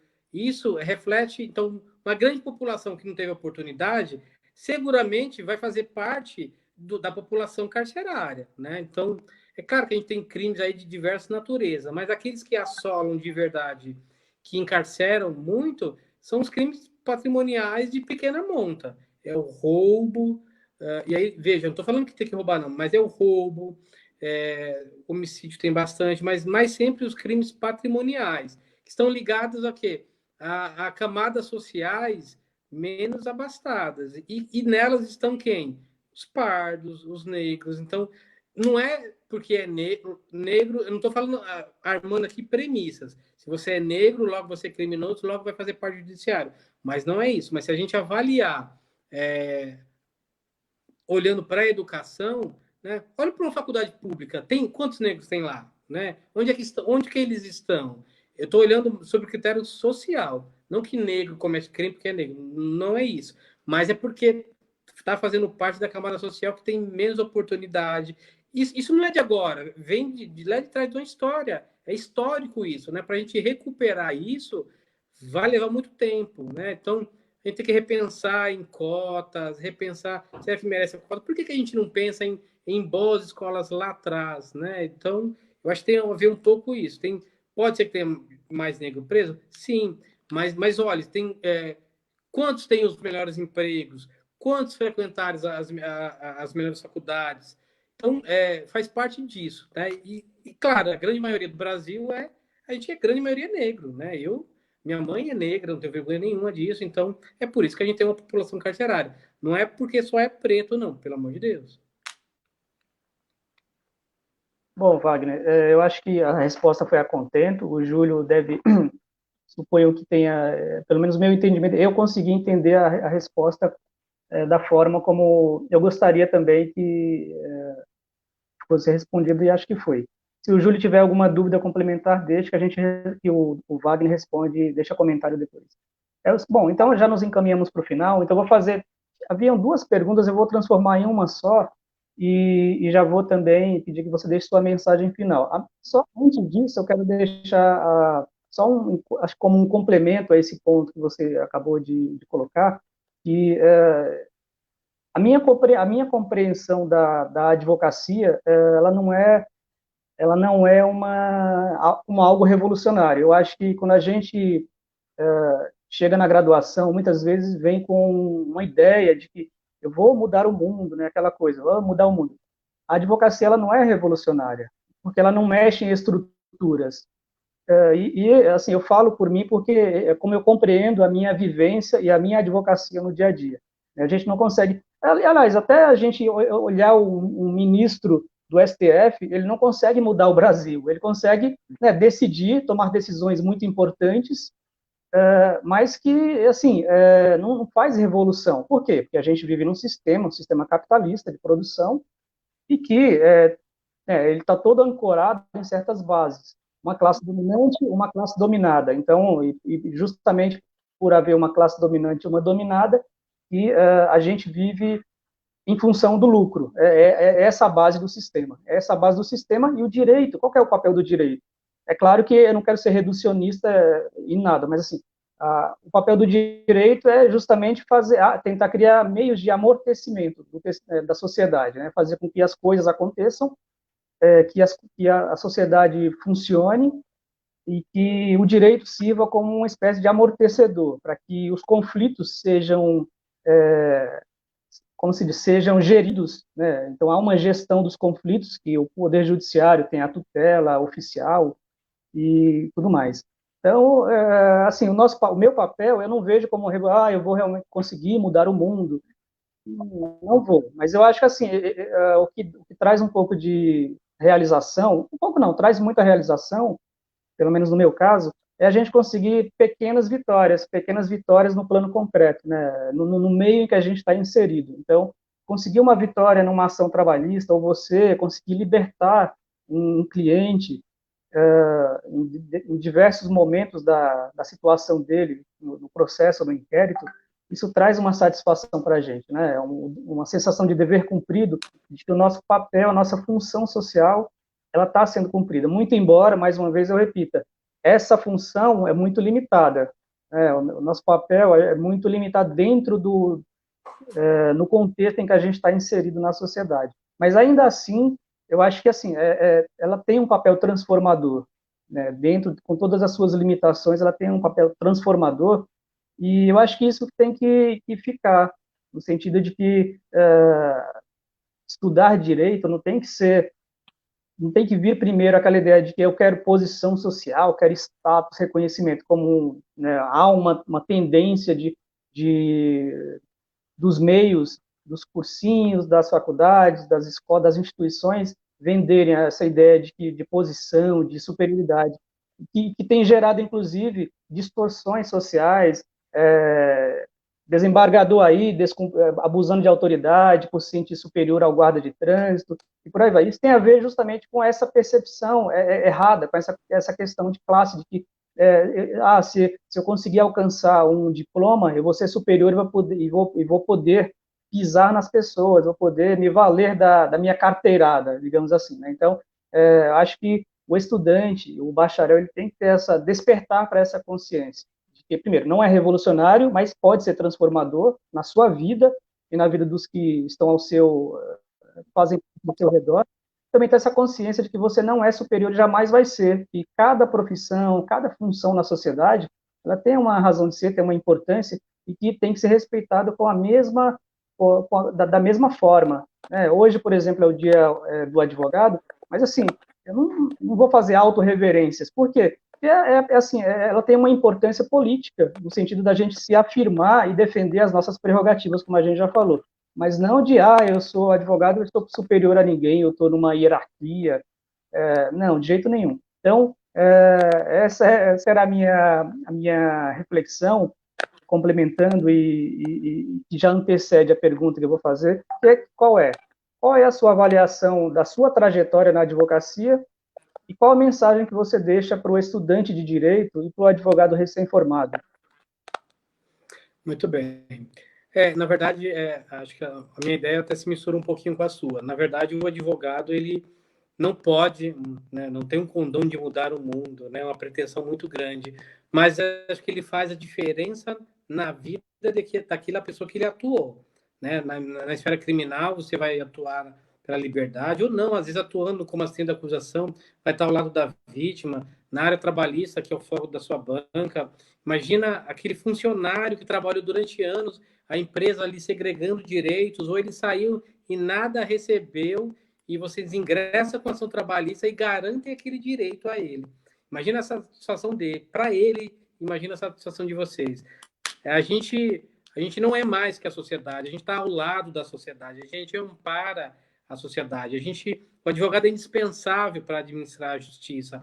Administrar no sentido de levar a causa ao juiz, de impugnar se não concordar, de brigar pelos direitos que não são os nossos, né? A responsabilidade é tremenda, porque sempre nós iremos militar por direitos que não são nossos. E daí a responsabilidade. A gente vai atuar ao lado de alguém e para alguém. Aqueles que pretendem ingressar na faculdade, né, e aí eu posso falar como advogado, como professor, né, estudem sempre. Né? O estudo não, não se apodere do estudo para menosprezar, para se sobrepor sobre as pessoas. Aliás, isso não é função nem do advogado, nem de carreira nenhuma. E aí, falando do advogado, a gente estuda e tem que estudar muito para quê? Para poder garantir os direitos daqueles nossos assistidos. É isso. Ao advogado não lhe é dado o direito ou dever de fazer leis. Isso a gente vai poder legislativo, poder executivo, mas tão somente o poder e dever de exigir o cumprimento da lei. É esse o nosso dever. Né? Então, quando a gente se junta, o advogado criminalista, por exemplo, a gente tem que estar junto nos primeiros degraus do, do cliente, né? Porque às vezes por uma notícia mal dada, por alguém que vai falar lá, ele já tem contra si uma mácula que vai carregar aí a vida toda. Nós tivemos, por exemplo, lá no Guarujá, aquela moça que foi linchada porque disseram, determinada mídia disse que ela era responsável, né, por fazer matar crianças, fazer, enfim, era bruxa, e foi morta, veja, não era. E muitas vezes nossos clientes são achincalhados sem que tivesse cometido esses crimes. Então, ao instante, estudem, escolha uma área por vocação, não escolha a área porque acha que dá dinheiro. Dar dinheiro dá ao bom profissional, e não é só da advocacia. Na última faculdade que eu lecionei, lá nós tínhamos, até para não falar muito, mas eu tinha um exemplo claro de que o bom profissional é aquele que vai ser bem remunerado. O cara tinha o pipoqueiro tinha um diferencial, ele colocava um bacon na pipoca e vendia por dia cerca de 200 pipocas. E cada pipoca, em média, 3, 4 reais. Então, provavelmente, o que ele ganhava por dia era o que muitos advogados que não ganhavam, que o delegado somar por mês não ganha. Mas o que ele fazia? Ele fazia com amor, fazia com dedicação e era o melhor. E é isso que eu trago de recado para vocês. Sejam os melhores naquilo que forem fazer. Se é na advocacia, escolha uma área para atuar, seja os melhores. Não precisa ser melhor que ninguém, só o melhor. E finalizo aqui mais uma vez agradecendo o convite, José Valdo, para mais uma vez conversar com o público da advocacia, da banca GGL Advogados, aos ex-alunos, aos demais colegas que participaram. Agradeço de verdade. Só vou deixar aí o meu recado para quem quiser mandar diretamente para mim. Meu Face é Wagner Cavalcante dos Santos, e aí o perfil 2 no Face. Pode mandar recado lá. No Instagram também é meu nome completo, Wagner Cavalcante dos Santos. Aqueles que me mandam perguntas sabem que eu sempre respondo. Mas finalizo aqui, mais uma vez, parabenizando o colega e toda a banca, não só pelo Dia da Advocacia, mas pela iniciativa, né, de compartilhar. E esse é o nosso papel também, de levar conhecimento a todo cidadão. E nisso vocês têm feito com bastante êxito. Fica aqui meus cumprimentos e meu agradecimento. Eu que agradeço, em nome do GGL Advogados, a presença do Wagner, a pronta aceitação do convite, que muito nos deixou felizes. Aliás, já é o segundo encontro que a gente faz, inclusive aproveito o ensejo para lhe convidar para um próximo encontro, dessa vez no Instagram, fazer uma experiência no Instagram, para a gente sentir a temperatura e a participação do pessoal. Então, depois a gente combina direitinho o tema, a data, o horário, certinho, eu acho que vai ser super interessante. Então, agradeço de maneira mais enfática, porque realmente eu acho que esses encontros fazem toda a diferença. E hoje é um dia, assim, a gente nem combinou em razão do dia, né, mas assim, coincidiu.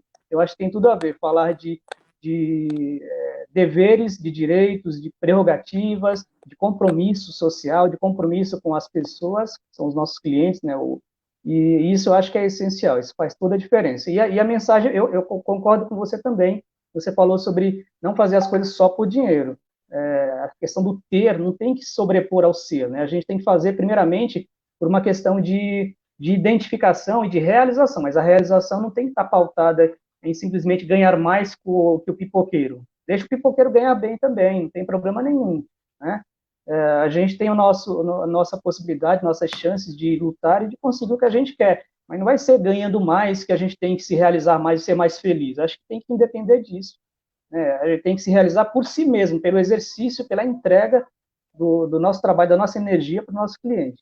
Então, dito isso, eu encerro a live de uma maneira positiva e peço ao pessoal que nos acompanha que curta, compartilhe, faça sugestão de novos assuntos para os próximos encontros e dizer também que nosso site é o ggladvogados.com.br, ressaltar que a gente continua trabalhando 80% no home office, enquanto durar essa incerteza da pandemia, mas que já voltamos gradualmente, já estamos atendendo no presencial alguns dias da semana, com todos os recursos e medidas de segurança possíveis, mas, enfim, estamos, enfim, ativos, trabalhando, o Wagner também está trabalhando, o escritório funcionando, atendendo aos clientes, ao pessoal que precisa de auxílio, e é isso. Então, a todo mundo, boa noite, pessoal, até a próxima, e fiquem bem. Tchau. Obrigado.